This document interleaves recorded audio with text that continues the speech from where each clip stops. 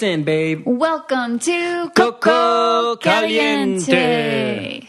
Well, last night's episode was my absolute favorite. I don't know why. It was just like, not because Chris and Bret got out, because we absolutely love and adore them. That has nothing to do with it. I think it was because it was living it and then watching it. It was intense. Mm-hmm. It was so triumphant too, you know, from where we started to where we finished. So it was definitely one of those nail biters for us. So we got to explain some stuff to you guys.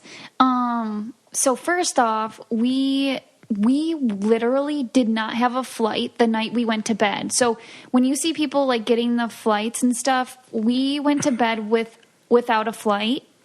So we didn't fly out the same day that we got our flights. Like when they're talking about, the flight gets there at 11 a.m. the next day, it's because you got your flight and then you went to the hotel, went to sleep, and then, you leave the next morning. Yeah, so we didn't sleep that night. We were arguing because we were just kind of like, oh my gosh, like, what are we going to do? We're literally going to show up 3 hours after everybody else. We're out. And then so we woke up that morning. We had the coolest agent. She put us on standby. And it was a freaking miracle, you guys. Like, literally, we almost were dead in the water. We had, and the only way we can even get on this standby flight is if we were able to make the connecting flight. And so the fact that all those things came together, and there was limited spaces available. I mean, like, had everybody shown up for the flight, we wouldn't have made it. We wouldn't have made it, and we would have been out, because that was it. So people missed their flight that day, and it literally took us closer to trying to win $1 million and stay on the show. Yeah. We wouldn't. It was like risky. I was like, Vic, do we just keep the flight that we have that's like 3 hours behind, because maybe something can happen? Which hindsight's 2020, because had we taken the normal flight, we would have been there racing with them, with everybody else. But we're just like, no, we got to risk it. And had we not got on and they said, nope, it's full, we would have been out. Yeah. And okay, and also the line thing. I hate watching that because of course, there's 2 freaking lines, Nicole. Like, get it together. They didn't cut. And they didn't cut. This is what happened. We were waiting in line behind the Afghanimals, and Team Fun was kind of running around, trying to try different stations, okay? So we probably waiting in line for like 25, 30 minutes while the Afghanimals are figuring out their flights. Meanwhile, the other line's like going through, demingling, like getting smaller and smaller, because that agent it's not race people. So they're just booking, what they want. So then all of a sudden, like, Team Fun comes out of nowhere and they just step up. And I was thinking, like, oh my God, Vic, like, we gotta go to that line, because we had been waiting for so long and we were next. And so that's why it felt like they just kind of walked up and kind of just got the next spot. If we could do it again, we would have just split ourselves up. It's like, hey, Nicole, even though that line might not be anything, just stand there for, safe measure, and then I'll stay over here. Yeah. Because we would have each just split up, because you have to stay like certain feet from each other. So it's not like one can be running around but we could have definitely put one in each line. And that's what we should have done, but actually I'm glad we didn't, because we would have been racing with great people those 3 teams that got on that flight. That's a freaking that's the thing. Cream of the crop right there. Like, it definitely, it was the saving grace. I mean, I would have liked to not have all the stress that we had and the tears. Because we didn't really sleep that night either. No. We were like crying, and we had been looking for a flight for like hours, and then we got up. The airport opened at 5 a.m. We probably got up at 3 a.m. and went to the airport, and then just waited for a ticket agency to open. Remember? Yeah. So we got like no sleep, and we were like angry at each other, because I was like, Vic, you should have stepped up. It's just a really tense time. It's just a really tense time, and we went through it, and it's all said and done now, so we can look back on it and kind of laugh and like oh my gosh, so happy that we got through that. But it was just so much more intense. And they didn't cut. That's the thing. It's like, I just didn't know what to say. I just felt like so defeated. So I think I was like, it felt like they cut because we were clearly in line. Do you know what I mean? Yeah. And it's just weird. It was just like a weird thing. But they didn't show us waiting in line for like a really long time. And we didn't hold a grudge against Becca or Floyd or anything like that. It was I apologize. I'm like, I'm sorry for saying you guys cut when you didn't cut. That's my emotional, like, whatever. Okay, so I just want to clear that up. Yeah, that was one heck of a leg, though. And when we arrived in Greece and got to that first to deliver the drinks and everything, and we saw like how many clues were in there, and we're like, so no giddy. way, We're like only 2 teams, the top 2 teams, like. I was flabbergasted, and then when we crossed paths with Tyler and Corey at the little church to raise the gnome up, with the bread, I was like, "Wow, we are on their Yeah, and heels." they were shocked to see us. Yeah, back from the dead. Because you think all the teams were kind of like talking, and they're just like, "Yeah, Nick and Vic didn't get a flight," and so you're just kind of like, "Oh man, this is gonna be a nice chill leg." Like they're 3 hours behind us, and then when you see the team. That you think is out, like running with you, you're just like, oh crap. Oh, here we go. Yeah. So it was my favorite leg, but it was just insane. Like I thought watching it back, it almost seems scripted, like, but it's absolutely not. This all happened to us, and it wasn't even like they had time to dwell on a lot of the, had it been like an episode of just our tragic day, they could have made hours and hours out of it because it was so insane. And then another thing that I know people were asking me, it's like, why if we left the tubing first, did we get to the Romans? Oh, I was going to get to the question. Second. The question. That's a question, but yeah, you can answer it. Well, I'll say it right now because we're in it. It's just a taxi. I mean, it's nothing specific. It's not that we got lost or anything. Some taxis are faster, take better routes, know better. That's just, if you're close with somebody, that's how the game goes. That's why it's nice to be ahead, like far ahead. And we're not like ever in the taxi like being like, go faster, like, screaming. We just never did that. No, we're just like, hey, we're in a race. We got to get here fast. Here's the directions. We trust you. You know what I mean? That's kind of like the way we go. And when you're in the taxi too, you think it's taking the other team just as long as you. You have no idea they took a different route or that they have a better taxi driver. You're hoping that they're taking just as long as you. Yeah. But when I got out, you could hear me say, that was so slow. Like, did you hear that on the show last night? No, I didn't. Yeah, when we got out to, for anybody who wants to, we literally got out of the taxi and I was like, that was so slow because I just knew that was so slow. And we were only I'd say 5, maybe 10 minutes behind, Tyler and Corey. So, but it happened to them in the beginning of the race. That's why they got to the first spot, after Chris and Bret, even though they left at the same time. Speaking of which, now we're going to have Chris, why I keep saying Chris? I don't know. Now we're going to have Bret LaBelle on the show. I really hope you guys enjoy. He's a funny guy. We love him so much. Anyway, enjoy. We really love to race with him. He's part of the Bromance duo, the cop and the lawyer. He's the cop side of it. Saj. Bret LaBelle, thank you so much for being with us on Coco Caliente. Bring us in, babe. That's funny. Bring us in, babe. No, listen, I love you guys. I'm so excited to be on Coco Caliente. This is fun. I've been listening to you guys all season, and it's been a lot of fun, and especially because I know you guys, so for me, it's really cool. And man, what a trip we had together, huh? Yeah, I know.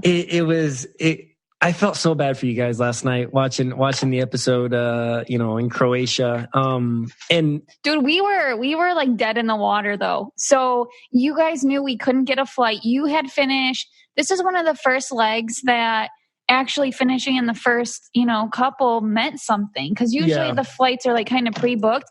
And here you guys are, second place, got the best flight. And were you thinking like, oh my God, Nick and Vic are like done for? Did you know we couldn't get a flight? No. So the funny thing was, I barely remember that because we were kind of like there and gone. So I vaguely remember that. But no, I kind of had a feel like you guys always seem to find a way. So I wasn't really worried about you. I still was worried about us because, we were still, even though we were looking really good and we got on that first flight, it was still, we just never, every leg was a little different for us. You know what I mean? And we were definitely getting some good legs under our wings. So we were confident and we were feeling really good about ourselves. But I think I was too worried about myself at that point. You know how it is. Every leg is nerve-wracking, you know? Oh, for sure. And I think it was easier for us who never raced before to like just assume we're not as good as them. Like that was in my head all the time. Like we're just not as good. And hey, like getting second was like getting first to me. Because I see a lot of people commenting like, oh, get a first. I'm like, dude, I'm so happy with freaking second. Like, you know what I mean? Is that how you felt too? Like second was awesome. Oh my God! Yeah, no. I mean, Nick. First of all, I love calling you guys Nick and Vic. I just love it. That's all. People go, "Oh my God, you know Nicole and Victor?" I'm like, "Oh, Nick and Vic, yeah, we go way back." So, for the listeners, I absolutely adore these two. We have more laughs and more fun. And I'll tell you, the one thing I love about Nicole is what I seen you. Victor, we've met before at Hearts Reality, but we didn't. You were kind of in your Big Brother clique. I was in my Survivor clique. We might get high a couple times, but we really didn't get to know each other until I get to know these two really well on the race. Nicole gets all my jokes, which is great. Like she laughs at all my jokes. I'm like, oh, I like this woman. She's awesome. But you guys are absolutely right. Like, you know, being non-racers, we went in at a way. Like, I feel bad for those teams that went out early. Corinne, Eliza, Rupert, you know, like, because we were all of us, Big Brother and Survivor people, we were at a disadvantage going in. If you, the thing I learned about the race, and I'm sure you guys did too, is it's a learning curve. Once you kind of get into it, you kind of get it more. I can't even explain what it is, and if you come in and you've already had, you know, 1-2 seasons under your belt, you're gonna crush us. And you know, for our two teams to stay in as long as we did, a little luck, don't get me wrong, but it was you had to pick something up along the way. So no, for sure, I agree. Like even the first, like had we gotten out in Tokyo, I would have understood. Like we didn't know what we were doing, and wow, like this is really hard, but we wouldn't have had like 6 legs, 7 legs to get like used to it. And then once you start getting used to it and you get confident, that's almost everything in the race. Yeah, and on another layer on top of that, like if you're just barely surviving each leg, your confidence isn't going anywhere. So there's teams that, you know, if you're on the bottom of the totem pole and you're just barely getting by each time, you're like, man, I don't know if I can do this. But once you get, you know, second place or third place and you're up there in the upper half, you're kind of like, all right, you know, I'm doing something right. You know what I mean? Like I can hang with these guys, especially if you beat one of the race teams. You're like, oh, okay, you know, something's clicking. So, Victor, you've been smelling good lately. What's your secret? I stole your secret. Scentbird. I love using what I like about Scentbird, and I know you're going to explain what it is in a second. It's just like those little, I like having a bunch of little travel size spray. Yeah, there's like 120 in each bottle, but there's so little. 120 sprays. Yeah. And it's cool because it's like a little travel size and you get to try out different scents. Anyway, tell them what it is. So Scentbird is where you can pick like 5 or 6 perfumes or colognes and get them delivered to your door. What they are is a really expensive brand. So it's really hard for me in the store to try to smell like perfume when you're spraying like 4 of them. Or 5 of them. And you're spraying them on a piece of paper. Here, they get delivered to your door in tiny like trial sizes, and you can wear them and see if you like them without buying the $120 bottle that it would cost you at like Macy's or something. Yeah, they have Gucci, Prada, Dolce & Gabbana. They have all those. They have so many different kinds. I fell in love with the Glossier, and I'm not even like a perfume person, so that's why I was like, I really want a scent, but I don't want to smell like overtaken. So I tried 5 different ones and I fell in love with like 3 of them, and I bought the bigger bottle, but I got to make sure I really liked them first, and now I get compliments all the time. Yeah, you didn't have to spend like $400 or $500 like testing on being like, well, I'm never going to use this. I don't really like it. I thought I did. So if you guys are interested in trying, there's a really good deal for our listeners. If you go to scentbird.com/Coco and use the code Coco for 50% off your first month, you will get your first fragrance for $7.50. Oh, wow. So you can get 50% off your first month today. That's only $7.50. Again, that's Scentbird, scentbird.com/Coco for you to try your first perfume or cologne for just $7.50. Sign on and smell amazing. But before we get into this whole episode, your last episode, I'm so sorry. Yeah. Let's go back to pre-reality TV. How did Bret LaBelle, even the cop, even get into Survivor? Were you always a fan? Like, tell us about that. Nick and Vic, are you doing a deep dive into Bret LaBelle right now? Am I gonna be crying at the end of this? What's going on? We're gonna touch on all your emotions here. All right, so no, I was not really a fan of. Well, let's just say this: the first real reality show I think that I can remember was the one on MTV, the foolish one where everyone was living in the house. I can't. Oh, Real World. Real World, yeah. So, and I never really got into that. Foolish one. Survivor came on, and I remember I was working midnights at the police department, and a lot of guys were watching it, and we were kind of hanging around the break room, and people were like, "Oh, did you this new show? They strand people on an island." I'm looking at them going. I go, oh, is that reality show? And they're like, yeah. I'm like, I don't watch that. I go, reality TV is ruining America, I had this real, I'm not going to, I wasn't into it, right? So I didn't watch Richard Hatch win. I didn't watch all that epic stuff. I did later on, but. So you're talking about the first Survivor ever in history? Oh, yeah, I'm talking about the first season. So wow. Yeah. So I go skiing with my family up in New Hampshire.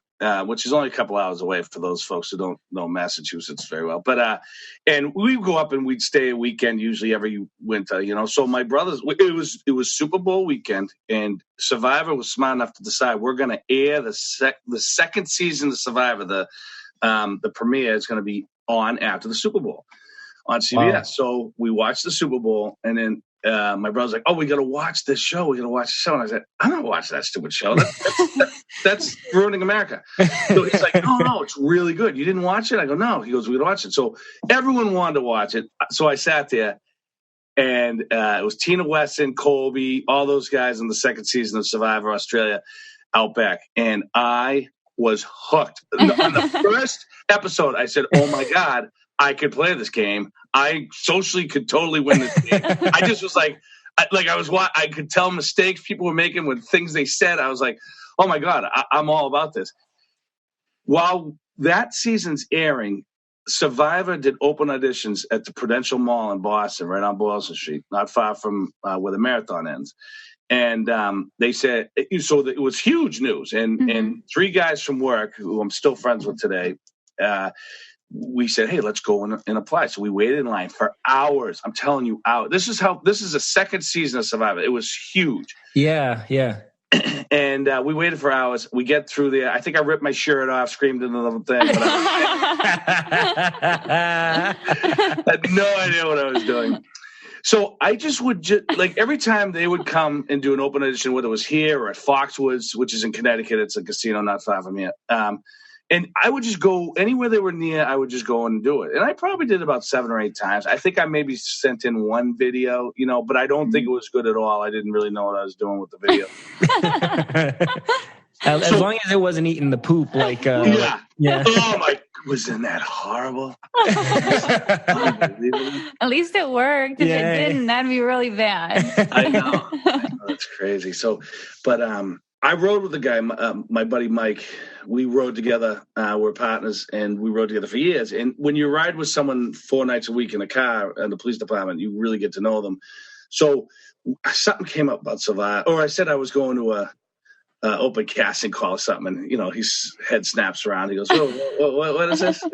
So of course I tell him, and once we get back, I think a couple days later we're in the break room, and Survivor was actually on. Someone was watching it, and he's like, oh yeah, LaBelle tried out for this. So all of a sudden they're all on top of me. Wait a minute, what? They want to know all about it. So then they started making fun of me. So they came to a town right next door for an open audition, and a guy at work sends me a link he finds on Facebook as a joke. They're all making fun of me. I said, well, you know what? I'm going to go and apply. So I went and did. I did an open audition, and they called me 3 weeks later. Oh, so that was the time you got on. Yeah. Was when they were making fun of you. They love irony. They love to make fun of me here. They love to make fun of me. What season and year was that? I forget. So, well, I was on season 33, 2016, which aired in fall of 2016. But I was trying out. What they called me for was Blood versus Water, but I couldn't get a loved one. And then, they gave it to Jeremy and Val, who are actually good friends of mine now. He's a Cambridge firefighter, and she's a cop also in Foxborough. And we've become really good friends. He's actually, he's been on a couple more times after that. So I went through the cast. They called me. We had long conversations. I never heard from them. I called them like 3 times. I was like, hey, I'm not going to chase you. If you're interested in me, here's where I am. No more applying. Yeah. And then 3 years later, they called me back and they said, hey, are you still interested? And I said, am I still interested? I said, yeah, I'm watching Jeremy the firefighter who took my spot on Blood vs. Water on his 2nd season about to win it. Yeah, I'm interested. Sign me up. And then that was history. Awesome. That is crazy. And that's when you met Chris and everything. So it was meant to be that season. That's when Chris Hammonds fell in love. Yeah. Well, that's cool. So how did it feel? I mean, being a cop in New York and then coming off a Survivor and being, a quote unquote, celebrity in your town, in your area. Like, what was that like? I mean, it's different for everybody, Vic, bite your tongue there. New York. Oh, Boston. I'm so sorry. Sorry. You just picked the worst rivalry ever. No, my bad. No, I'm just teasing. Yeah, no, I mean, it was cool. Like, at first they didn't, listen, police officers are very, we don't like cameras. We don't like, whatever. So everyone's a little skeptical. They're kind of looking at me weird. But I think I went out on Survivor and I didn't embarrass the department. I didn't do anything stupid. They were able to laugh at me and they had a lot of fun with it. And I got a lot of support. That's from awesome. The guys, from the commissioner. I mean, listen, it's nerve-wracking. In the time that I went on, they were just a little worried that, but I've also been a police officer a long time. I grew up in Boston, so I know what to say, what not to say. And it all went really well. And I got a lot of support from, the city councilors, the mayor. That's cool. It's been really cool. It's been really cool. And so when, not to get ahead, but just to preface this a little bit, is when the race called, they were like, oh, yeah, no, you're all set. Like, I went to the commissioner's office, like, oh, no, go have fun, Oh, that's so cool. I had to use my vacation time. They didn't just give me the time to go, but he said, "No, you're good. You did a great job in the last one." So, the support's been unbelievable. Not only from the people in Boston, but the fans across the country. Really, really kind. Even after last night, after that tragic loss, both for the Bruins and for me. But, I mean, me and Chris and I took it hard that day. But I mean.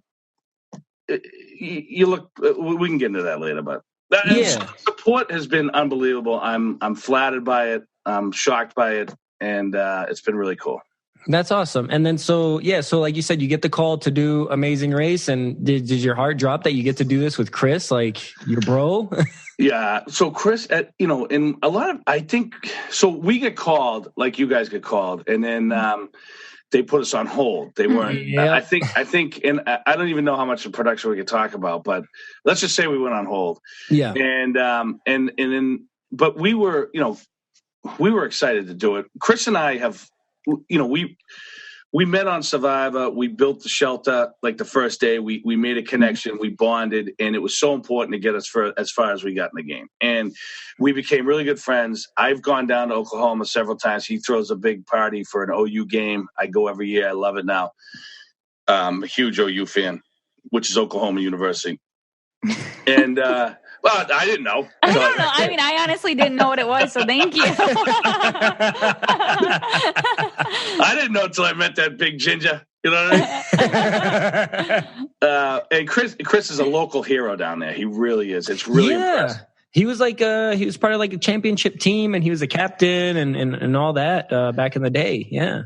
Yeah, Oklahoma doesn't have an NFL team, so their big team is OU, and man, I'll tell you that if you go there, they have 20,000 more seats than Gillette Stadium for the Patriots. That's crazy. Oh, it's nuts. It's nuts. It's just such an experience to go down there, and when you walk around and everyone knows, not only do they know him from Survivor, they know him from the championship team. They know him because he brought a championship home, and they love him, and so like we were on the field and. So we ran out with the team, every time I've gone there, Chris gets us running out with the team, and Toby Keith come walking up, shook Chris's head, and I'm a huge country guy. I love Toby Keith. I've been a huge Toby Keith fan for many, many years. So Chris was like, "Oh, you might see him. Sometimes he's on the field." I didn't know he knew Chris. I was shocked. So that was really cool. Chris, I love his family. His kids are wonderful. His wife, I've really gotten to know them. They've come up to Boston to watch Red Sox game. Chris and I have traveled a lot for stuff, so we've really become good friends. So it was a no-brainer when they called me and said, "Hey, would you be interested in doing the race with Chris Hammonds?" I go, "Sign me up. I'm in." And seeing Chris compete, I knew I needed to bring up the game a little bit because he is one hell of a competitor. And if you've never seen him in action, you're missing out. And he's just unbelievable. So I'm a huge proponent of getting in shape, getting fit, not only for your physical self, but for your mental self. Right? Okay, and I am now on the bandwagon of, I never really cared about getting the perfect body because it's just, I like food and working out is kind of hard for me. But for my mental stability and sake, I have been doing OpenFit as well. Yes, and for those of you who don't know, OpenFit is basically an online streaming service that has just a library of amazing trainers and classes. Super simple, and you can access it anywhere and anytime, like on your TV or your web-enabled TV or like your phone or computer or whatever. And it just has so many different workouts, which Nicole's doing right now. I actually really love Extend Bar. I've always loved bar, but this is something that I think anyone would love because you don't even need a bar at home. It's with Andrea Rogers. She's super cute and she's fun and she's like uplifting, and I do it in my house. I do it literally from my computer screen, and I feel it's only 30 minutes, which is what I love because they tell me for me to have more clearer mind and reduce anxiety, I just need to do 30 minutes a day. Well, I'm doing just 30 minutes a day, and I'm loving it. Yeah, and you can lose up to 15 pounds. In just the first 30 days, you can flatten your abs, shape your body, look and feel great. Well, depending on, whatever your goals are. For me, it's just like I want to feel better and I want to sweat. Exactly. Exactly. So it has different classes for different goals. Yeah. And then something that they're letting you do right now during the OpenFit 30-day challenge, our listeners can get a special extended 30-day free trial membership to OpenFit where you can lose up to 15 pounds in 30 days when you text Coco to 303030. Nice. Again, that is a free 30-day trial membership to OpenFit. All you got to do is text Coco to 303030. Give it a try. Hindsight's always 2020, and Nicole and I had wished we had been in shape, in exercising 24/7. Is it a little bit the same for you? Did it feel like he was always carrying your backpack, or? Oh my God! Sorry, I just got to throw that out there. Yeah, no, listen. So we didn't have a lot of time to prepare. Yeah, we only had like 5 days, 4 days, something like that. We both understand. Had the same thing. Yeah. For Survivor, I had 6 months to train, swim, all that stuff. So I knew. I mean, they didn't tell me I was definitely going 6 months out, but I was going through serious process, and I was like, "Ooh, this is looking really good. Let me work out." Yeah. So I felt like much more in shape on Survivor. I definitely was not prepared to go out and do the race. And I mean, I lost a lot of weight. Yeah, it's crazy. Yeah. So it's crazy. And, but so it does take a little toll on you. But when I gave him the bag that time, and I think Nick had handed over, I was dying.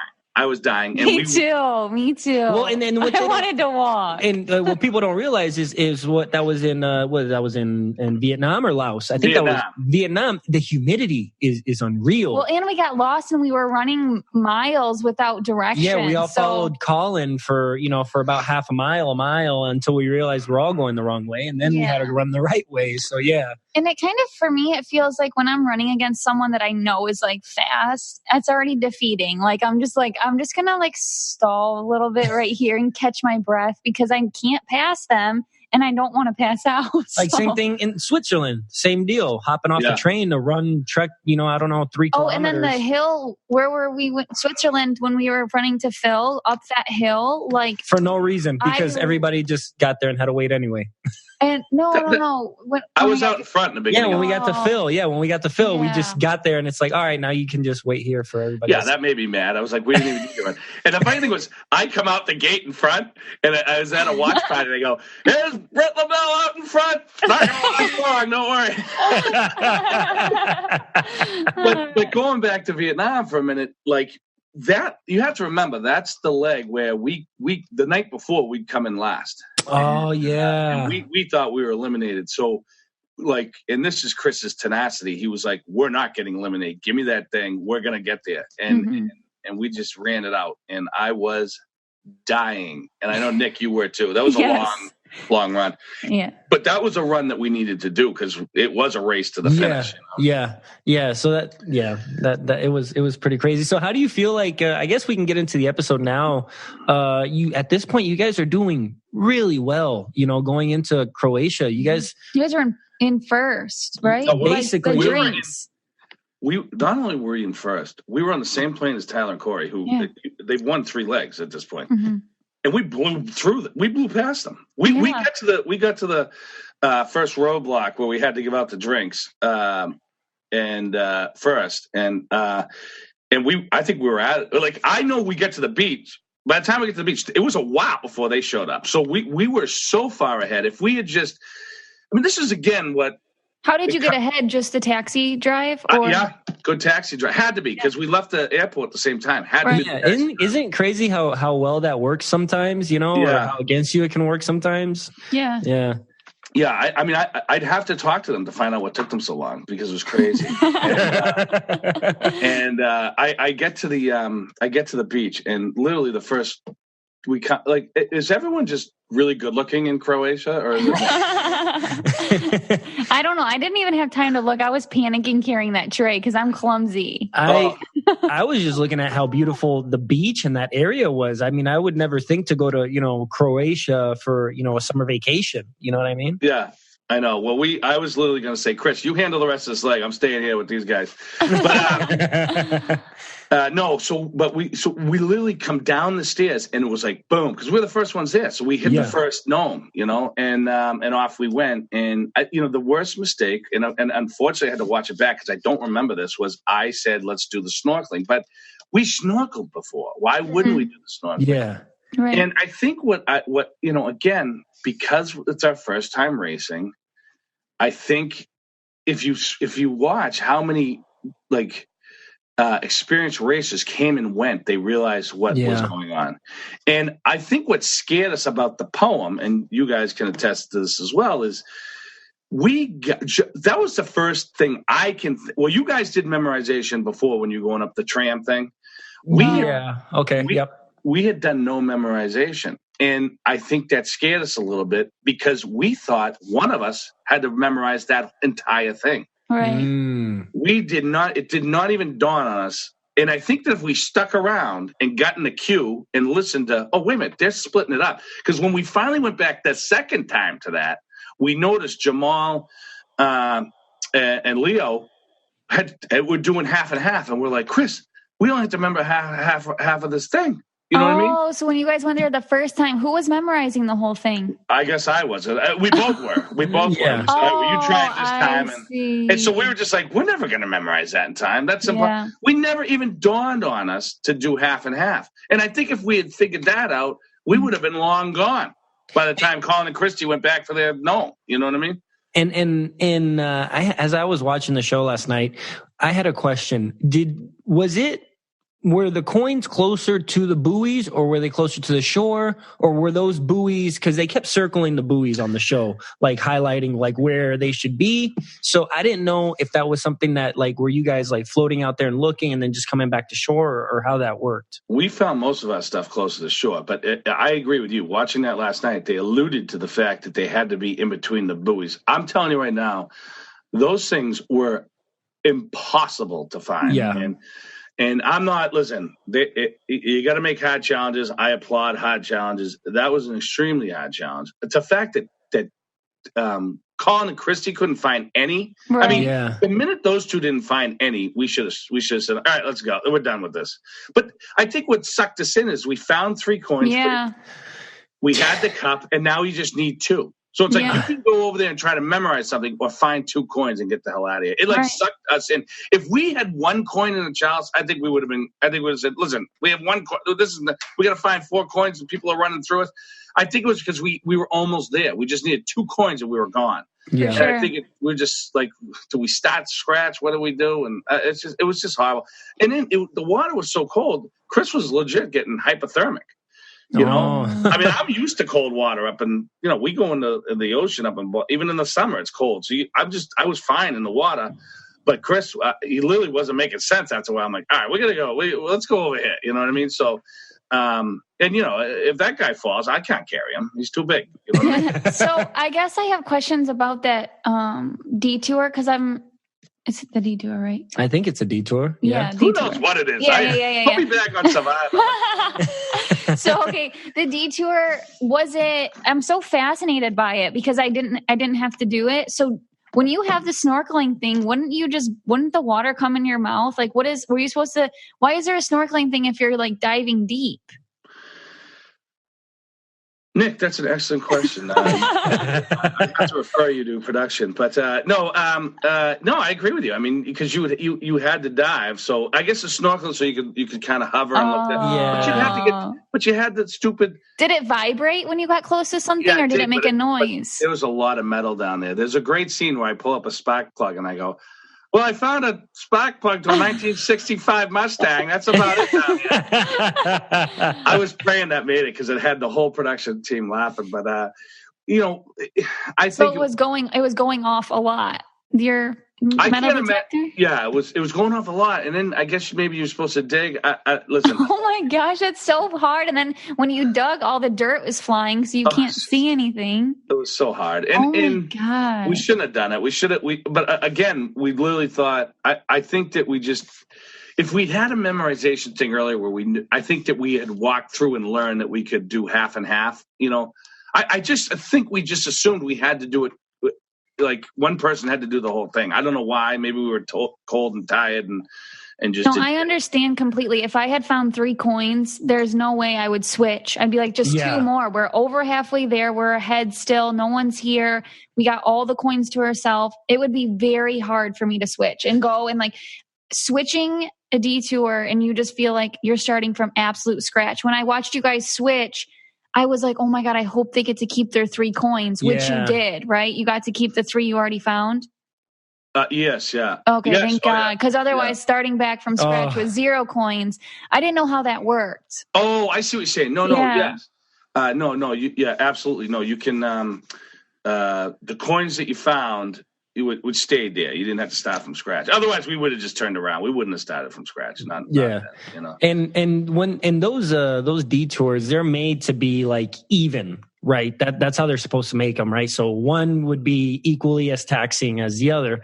But this showed that sometimes, although it's supposed to be, it doesn't work out that way. And it reminds me of kind of like when we were doing the basket rowing versus the creating the I'm the so water. Happy we didn't do that water wheel. That tough. Water wheel, because I no way. You know what I mean? Like no way. But had you had 2 little girls like me and Brittany, say we're partners, we could never have lifted that basket over the bridge. Oh. So it's like true. You have. There's one detour I feel like that's like better for you as a group. I think that's how you're supposed to figure it out, but. I think, in general, if you're just both good at both things, it should take the same time. But I would have been sucking in water with that snorkeling thing. I would have never been able. Nicole would have just been up there with the gnome, just waiting. I would have. And I think that the rowing thing just made better TV too. That was good for you guys. That was the leg in Vietnam where we said we're just gonna have fun. We were like, we came in last. We're this is not the show for us. Let's just have fun today, and we did, and we had a blast. And we came in we came in really well. I think like 3rd or 4th or something like that. Yeah. And so leaving, so you guys finally, it was hard to watch. I'll be honest, watching you switch and then switch back and then switch again. But it's the decisions you make in the moment, and nobody can tell you otherwise that they would do something different because they're not there. So that's just one of those things about being in the race. So at what point, like, you leave there and you do the Romance things, like, what do you guys, what's running through your mind at that point? Like, well, it's funny because I think production did this, but someone left 2 bathing suits on the thing in there that weren't used. And we're like, well, wait a minute. I don't know. I don't know what's really, maybe we're not last. So they do stuff like that to, you guys didn't see us at all, did you? I don't think we did. No, because we were probably still over.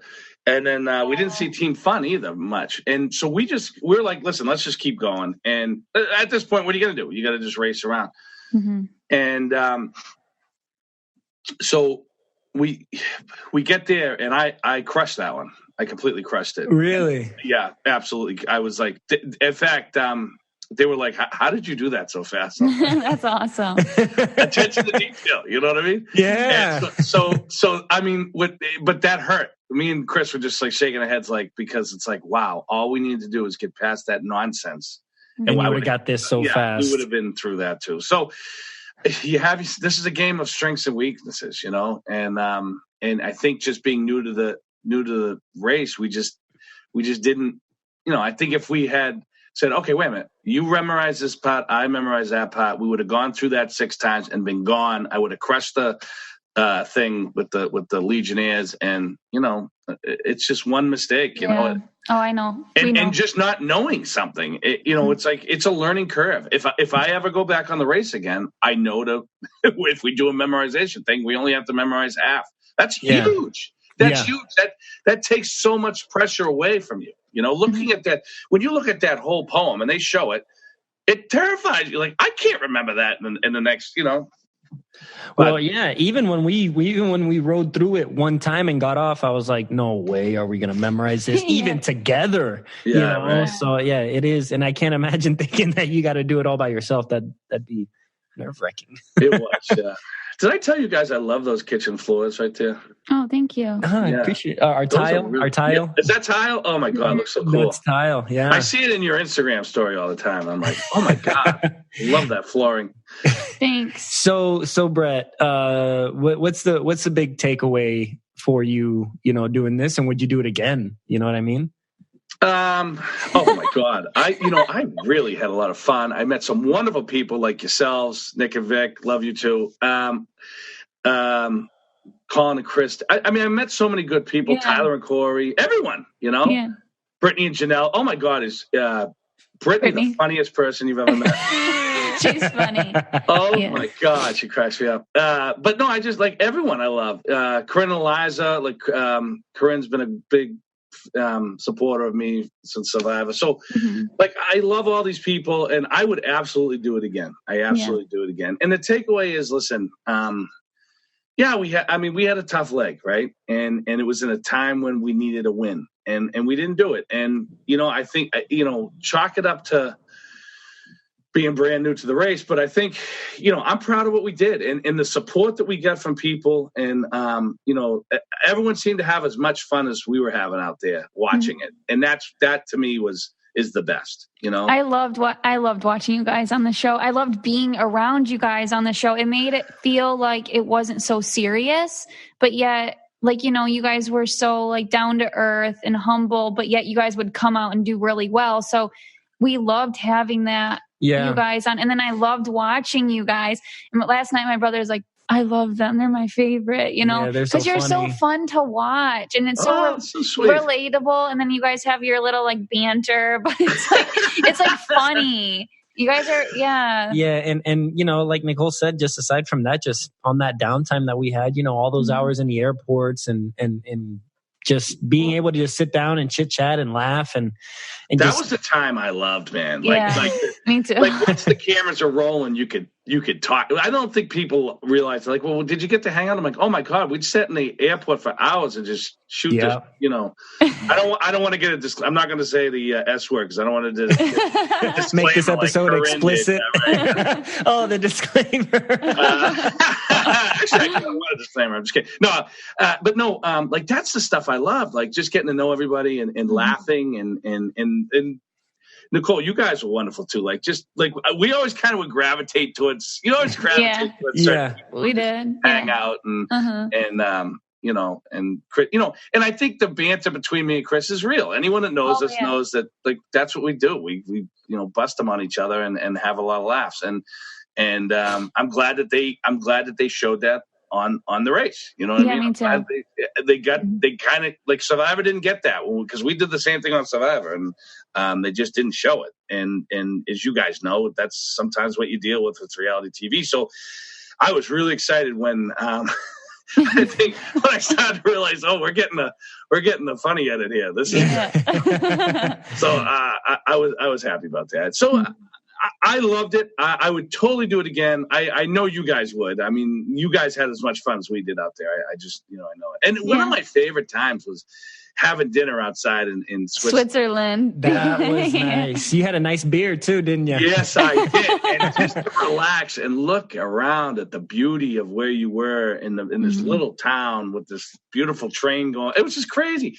And then we all just kind of relaxed. Like that's the first time I really got to talk to Alyssa, right?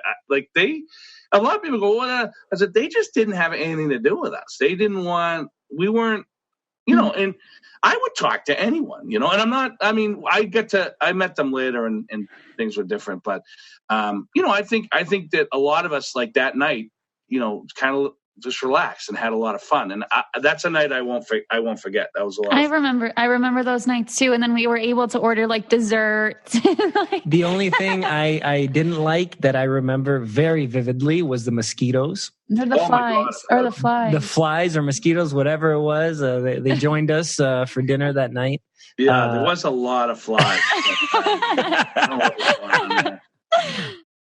So I have been searching for a really good deodorant that's all natural and vegan and something that's good for my body. And I've tried a couple, and my favorite is Myro. And now Victor is also using it too. Yeah, it's actually really nice. It's like they're changing the game in terms of like how deodorants come. And this is like it's just nice because it's reusable in the sense of you get like this little deodorant packet. Yeah, right? You have to pick from 5 colors of a container, and there's also 5 different scents. They're unisex.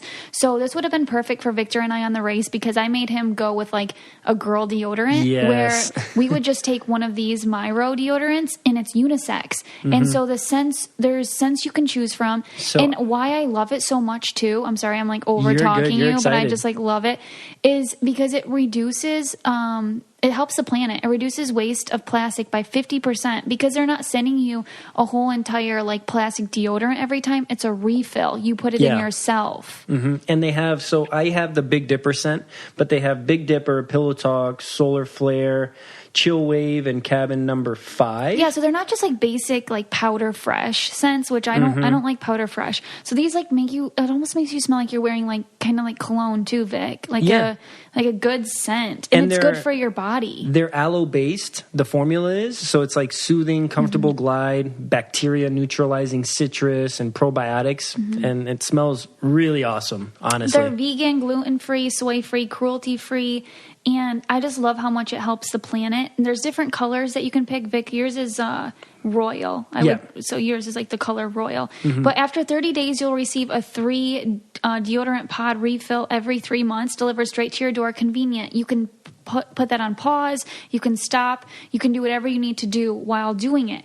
And we have a really special offer. So they're saying that you can get a $10 starter kit for 30 days. We can give that to you for $5. Yeah, 50% off if you use our code.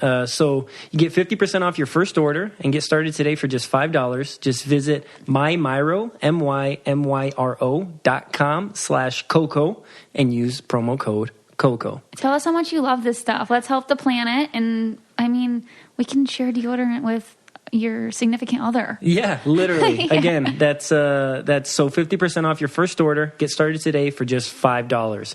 Visit Myro, myro.com/Coco and use promo code Coco. And Myro is spelled MYRO, just in case, because I wouldn't know how to spell it. All right. So, Bret, I want to do something with you. We do a segment. It's called Weird or Normal, right? And somebody messaged me. I picked the wrong guy for that. No, I think this is Someone interesting. messaged you? Somebody messaged and said, this is something my husband does, right? Okay. So, is it weird or normal to put deodorant on after you have showered for the night? That's normal. I think that's a little weird. Wait, what? I'm kind of, I've done it. All right. But I'll say this. I tend not to. Like, I think you should go to bed, completely get away from it. Yeah. Oh, so without the deodorant? Yeah. I think it's a little weird. I think it's a little weird to put deodorant on. Just because you're already cleansed and cleaned your body, Right. Okay. Unless you anticipate sweating somehow and then going to bed, which would be kind of nasty, actually. Yeah. I don't know. That's just. I think you should go to bed. If you showered, you shouldn't put it on and go to bed. Relax. You know what I mean? And then put it on when you wake up? Yeah. Well, no. But see, that's the thing now. But is he going to shower again in the morning? See, I have to shower in the morning. See that? No, I don't think he's showering in the morning, is he? Well, it doesn't matter. I feel like you can just wake up and put deodorant on as you're getting ready for your day. And I don't think that's a big deal. Yeah, I know. That's true. That's true. You could still get up and put deodorant on. It'll still work, even though you showered last night. So, I mean, I don't know. Now you change the facts. I got to change the answer. So if you're not showering in the morning and you're showering at night, maybe you should put it on. But I put a deodorant on after I shower, no matter what time of day it is. It's just like a routine. The thing is, okay, for me, I think about let's say I shower and I put deodorant on, and then I don't have a shirt on in my bed, and I grab the blanket under my arm, and now I have that deodorant stuff on my blanket. Explicit. But now I have that on my blanket, or if I grab the pillow, it's like I don't want anything to have my deodorant residue in the bed that I sleep in. Yeah, no, I totally hear you there. I think if you're going to bed, you're better off going au natural. You know what I'm saying? Yeah. Don't have the deodorant on. Who are you trying to impress while you're sleeping? You know what I mean? A wife or a significant other probably doesn't want to smell that either. You know what I mean? So I think it's just but everyone has their own little habits. That's what's interesting about life. Yeah, I mean, I guess this would be really weird. Is that Dunkin' Donuts coffee? Yes, I love my Dunkis. Every time I see Dunkin' Donuts, I think of you. That was something that you would say on the show all the time. I know. I just kept hoping that thered be one somewhere at the airport. And the thing is, even if there was, Bret, could we really afford it? No. I afforded Starbucks once, and it was the tiniest. It was expensive, and we barely afforded it. We might have had a discussion about it. Well, the camera guys kept screwing with me. They'd be like, "Hey, Bret, we saw Dunkis in Vietnam." I go, "Is it close to the hotel? Go get it for me. Go get it for me." They laugh and they make fun of me, but I love my Dunkis. Yeah, you do. Yeah. But I was gonna say, what would be really weird is if you put perfume on after you shower. Perfume and deodorant so I put lotion on after going into the bed. Well, that's normal. It puts the lotion on its skin. No, so I wouldn't put lotion. Well, would I put lotion? I don't think I would put lotion on going to bed. I don't want to. You guys are weird. You guys just go bare skin. Well, I don't want to screw up, like you said, you don't want to get anything over the blankets and the sheet. Yeah. Oh my God. If I put lotion on, I got to wait for it to dry to get in the bed. I can't just put it on and just hop in bed. Oh, I'll hop in. You know what I mean? Because then, if it's still there and you put the blanket on, you get a little warm, it'll start, getting, stick out. No, I like when I get lotion on my robes, towels, blankets, because it smells freaking good.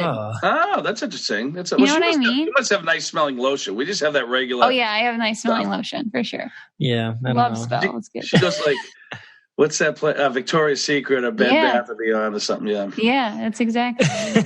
But anyway, thank you, Bret. Wait, do you have your own? You have your own podcast called? Oh yeah, what's it called? Drunk in the Tank. I do. I have. I just broke something in the house. Okay. Oh boy. No, myself and a guy from work, Larry, another gay cop, we do a podcast called In the Drunk Tank with Bret and Larry. And the drunk tank is an old term. Like Boston's the oldest police department in the nation. We formed. Oh, wow. 1857. So we thought using an old police term was kind of cool. So it's not really like we're not sitting there. Well, we do have a couple beers, but but people seem to like it. It's not about anything. We like to tell stories. We talk a little bit about the race. We talk a little about Survivor. Larry likes Lisa Vanderpump, so we talk about Lisa Vanderpump rules. But it's a quick hit. It's about 45 minutes. It's good for driving, and it'll make you laugh. I think that's what we're going for. We're trying to have a good time and forget about your troubles on your way to work or coming home from work. So people seem to like it. Usually comes out on a Thursday or Friday. We're late this week because I've had so much going on with the Bruins and with the race and everything. So, but we'll get it out soon. And it's In the Drunk Tank with Bret and Larry. You can find it on iTunes. And can I tell them my Twitter? And for sure, plug yourself up, man. Yeah, and I want all these Big Brother fans to like me because I want to go on Big Brother now. They do like you. Trust me. I see a lot of our supporters are like, we're so Bret and Chris. Like, we love them. I would not be angry if you were the first one to do the trifecta. Oh, you guys are the best. I would not be angry. I'm hoping you guys are because I think you guys would be great at Survivor. I really do. And I think that I didn't know, like, Big Brother. I didn't think Big Brother would ever want me. You know what I mean? I just didn't think that I was. But more people say no. There's always someone that would fit in your demographic. Yeah, you would be great. You would love it because it's kind of more chill. Like, you get to socialize. You get to use your social game, and it's like a little physical, like for like 15 minutes a week. Yeah, there's only a couple competitions a week. Like, it's not every day, you know. Yeah, that's more like Survivor too. Like, you do a challenge, you get ready. Those challenges are hard though, like balance and you're like deprived of food and water. Yeah, if you think those Big Brother challenges would probably be a lot easier for you, which would be good. Whereas if we went on Survivor, it'd be like, oh God, these are so much harder because you get all the food and you get sleep and you guys are like competing on nothing. Bret, I'll tell you, there's a whole pantry that gets restocked every Friday with all food that you can imagine and cook and heat up. Is there a gym or anything? Outside in the backyard, they have like a workout bench and some free weights and, you know, a couple things that you can, So, so I've watched Celebrity Big Brother, which is not the same. I totally get it. And I've watched a little bit here and there, but I'm gonna get engrossed in this season coming up. So awesome. I'm gonna get really into it. So I if they want to follow me, and I'd love to have them at Bret LaBelle. On Instagram and Twitter, 1T, folks, just 1T, Bret, B-R-E-T. And you can follow me there. And please just give the In the Drunk Tank a try. If you listen to the first episode, it's pretty funny. I'm sure you'll get hooked. And Larry is probably, I know Nick's my biggest fan. She thinks I'm funny, but my buddy Larry is probably the funniest person I've ever met in my life. Really? Yeah. I'll have to see it. I'm definitely going to take a listen. We're going to give it a try. Yeah, good. Well, listen, I can't thank you two enough because I really loved meeting you. I enjoyed every conversation I had with you guys along the way, and you two are just so cute. I love that you get married, and thanks, Bret. It was meeting people like you made the race. So I just want to thank you. And thank you for having me on. And we feel the exact same way. Hey, the feeling is mutual, and I'm just sad that I don't get to watch you next week. You know, but we get to see you soon. You're going to the finale party. I wouldn't miss it. I'm going to go out and see Chris and his family for a couple of days in Oklahoma, and hopefully I don't get hit by a tornado or something. But and then we're going to drive. We're going to drive Chris's F-350 to Dallas. So there you go, bro trip. Yeah, bro trip. Awesome. Bro trip. So you guys are going to be there too. This is exciting. Yeah. We'll get to see you and just hang out and have a good time. Yeah. When it's not stressful. I think people aren't going. Okay, we can talk about it later. We can talk about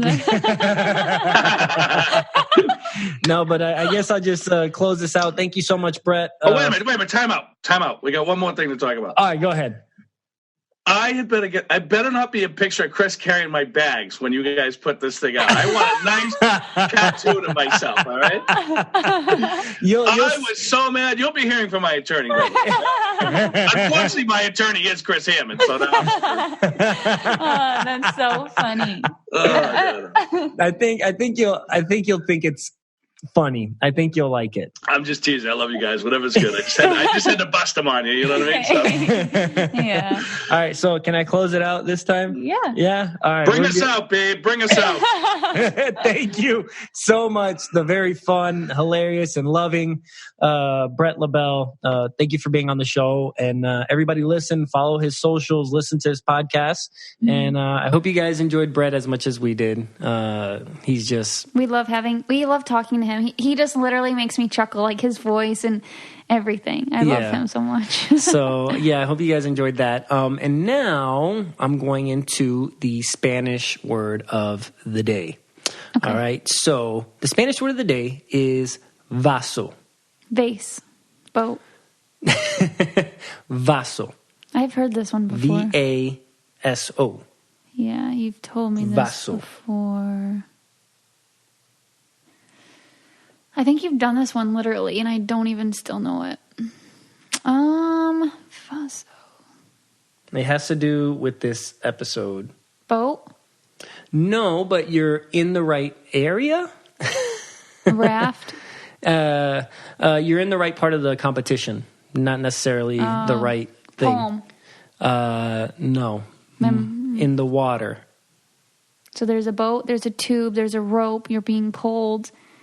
It doesn't necessarily have to be ours. Oh, the gnome. No. Okay, what is it?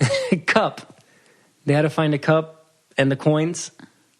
Oh, they had to find the cup too? I thought. Yeah, they had to find a cup and 5 coins. Oh, okay. So, I can't believe I didn't know it wasn't a cup. I said vase, and then I remember it was something similar, holds water, like a cup. Yeah, so vaso, V-A-S-O, means cup. And speaking of which... in Croatia, it was very beautiful, and people were asking like, what time of year were we doing these challenges, and were we at these places? Like in Switzerland, it was so beautiful. Croatia was so beautiful. It was in June and July. So if you guys ever want to take a trip to one of these places that we go to, for example, last episode, Croatia. Those two were definitely June. Yeah, that was June. Mm-hmm. So you can go to www.travelocity.com/amazing-destinations, and they'll have all the places that we went to at all the best prices, and they make it extremely, extremely hassle-free for you to just go to these places and have fun. I mean, you can go tubing, but you don't have to read a poem while you go tubing. Yeah. And you can go snorkeling, but not for $1 million racing against somebody. Perfect time of year to go. I didn't know Split, Croatia was such an amazing like summer getaway destination. Yeah. If I could go back, I would, just because it was so nice. So again, you can go to www.travelocity.com/amazing-destinations and book your travel through them, and they'll make it hassle-free, best prices guaranteed. Yeah, the boating or the tube was my favorite. I was telling your dad we need to get that tube. Yeah, over that was here. my favorite detour. So my favorite roadblock was definitely the elephants. My favorite detour, definitely this, because it was like so fun. Like even though I'm like screaming like it's like I like this. Like if we could just go back and like take that little poem out of the way and just have fun in the raft, I would. Oh, I was still having a blast though. That's the thing. Oh, I wasn't. The thing is, I was. You had to hold on to the poem. Yeah, like whoever had to hold on to the poem had a harder time because you only have one hand and like locking your feet in. But no, it was still a good time. And I was telling Nicole, like, maybe we should not have worn our shoes. Yeah, other people took their shoes off, which was but smart. Luckily we didn't fall into the water, because then we would have been like, quick. So we have some questions on my last post. I said, let us know what kind of questions you have. We answered a few already. So let's see. Okay. Were you told to recite the poem theatrically, or did everyone just do that on their own? Also, why did you and Vic get to each place after Tyler and Corey despite leaving first? Cab driver get lost. Okay. So we answered. The cab driver didn't get lost. It was just kind of like a slower route. Mm-hmm. And then... so we did have to like dramatize a little bit the poem. And that's why everybody was kind of doing gestures or movements. And when I'm thinking that though too, I think I would have done it regardless because it helped me remember like when I reached up to the sky, I said something about flying high. Yeah. So it also...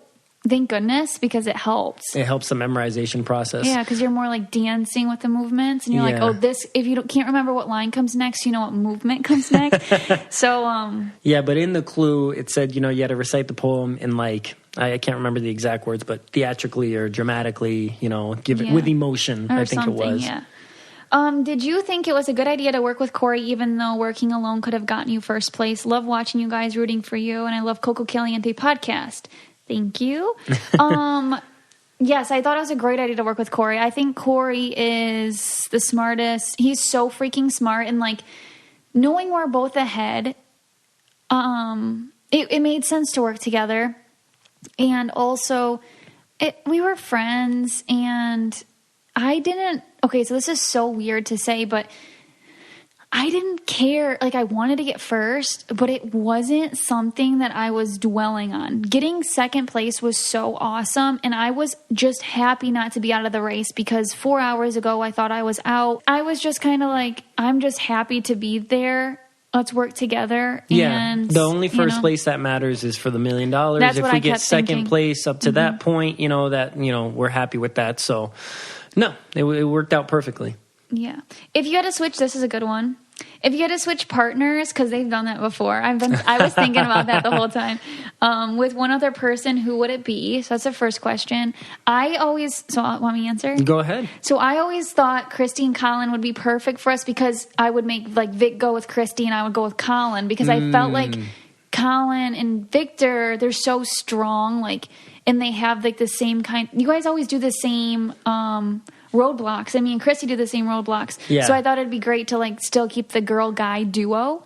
So I thought it'd be cool to do that. Like, we balance each other out. Yeah, and then I also thought like I would love to be with Corey because he was just... And they're two strong guys too, so that would be perfect. So those were the teams like I was always thinking about, but I think had they given the chance, they probably would have done with each other. So I don't know, like it would have been fine because everyone was really strong. That would have been an interesting twist in the game. I mean, and at that point, at that part of the game, when we're talking about the teams from last night or the other night, it wouldn't have mattered actually because all those teams are pretty strong. So if you would have swapped with anybody, it would have been fine actually, and we were cool with all of them. For sure, that's the thing is that it would have just been like cool. And I always thought, I was like stressing about this because I knew it could happen, and I was like, oh my god, like. I have to like be on my A game because I do not want like Colin yelling, like getting mad at me because I suck. So I was also scared of switching partners. As cool as I thought it would be, I was like, well, I know Vic will forgive me, and like I can talk to Vic how like I'm comfortable talking. But I almost think too, being a partner with someone you're not comfortable with could be really beneficial because it makes you you can't get emotional. You keeps your composure. Yeah. You do what you got to do without the arguing or bickering. Yeah, because you're just not comfortable enough to be like, come on, you know? Okay, 2. What do you guys do after you hit the mat for the rest of the night? Just rest. Yep, that's it. Eat and rest. Who's the funniest, nicest, and loudest, etc.? Like teams. I feel like at this point we are all so close. Like funniest, definitely Chris and Bret. I'd say. I think so. Yeah. Either that or like I think Corey was pretty funny. Corey too. is really funny. He's really good at puns. Yeah, he's very punny. If you watch the show, he like is punning every second. I loved we loved everyone. Team Fun was super. They were always doing like juggling acts. Christy and Colin were like Zen motivational, but Colin was hilarious too, and so Christy could be funny too. Yeah, I mean, everybody. Yeah, it sounds like a very like cliche answer, everyone, but this is like such a good group that, and there's not a lot of us at this point. You know what I mean? So when you get down to that many people, nicest. Everyone is so nice, but do you know who the nicest person was that would okay, Colin and Christy helped us a lot, and I think the nicest was Corey would always, he looked right at me and he's like, do you want to work together? He did not have to do that. Like, and he could have lied to me about where his like prawns were, which is also funny because we both memorized half and half. And I only had one on my side and he had 4. So he could have been like, oh, this is so annoying. Like, he could have switched it and I would have been like, that's reasonable. Like, yeah. And he just tells me the truth, like, want to work together, you know. So it's weird how you form bonds. And then we didn't see Bret and Chris a ton that leg, but they were always so nice too. Like, yeah. It's just when you're in the race and you're kind of panicking or you need help and someone lends a hand, you do not forget it. And I'd say Corey did that the most to me in the race, like as a whole. And also, you know, with the people that we had left in the race at this point, even though we were racing at the airport or on a ride somewhere or whatever, you can ask anybody, hey, do you guys got a snack? You know, that I can have, like, I'm hungry and I'd like a snack, or do you have this or that? And they'll be willing. Christy and Colin helped us so much with, like, caffeine. Like, they had some, they had a pre-workout, like a pre-workout to give you energy. But also, that was nice of them. They could have been like, no. They were just great. Everybody was just great. We respected everyone so much, and we were a family at that point. Okay, and then the last question we'll take is, which team were you guys most nervous about this far into the race, or were you not that nervous of other teams? Honestly, all the teams at that point, you're Team Fun, really strong team. Tyler and Corey, this is really what their first place. Colin and Christy, really strong. Afghanimals, really strong. Even Brent and Chris, strong. They were in first place when they, unfortunate that they got stuck at their detour, but still, like at this point, I'm feeling like we're rocky because we are really good, but it makes me nervous because everyone else has done it before and they're really good. So, and I'm the balance to that because I don't have any doubt in my mind that Nicole and I will still, be kicking it in high gear in this race and doing well. Right. Like, I have no doubt in that. So now we're going to wrap this up with the reviews. We're going to read our favorite reviews that we've seen recently, and like we always do, just because we appreciate you guys leaving them.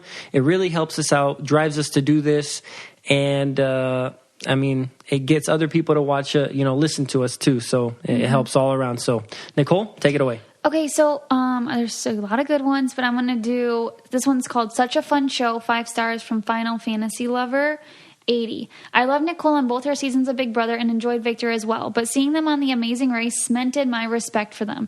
You guys are amazing, and so is your podcast. Nick and Vic have great chemistry, and they offer unique insight into the current season of The Amazing Race that is unparalleled. I can't wait for the next episode. Awesome sauce. I can't wait either. Trust me. All right. This one's called Forever Listening, and it's from Tina.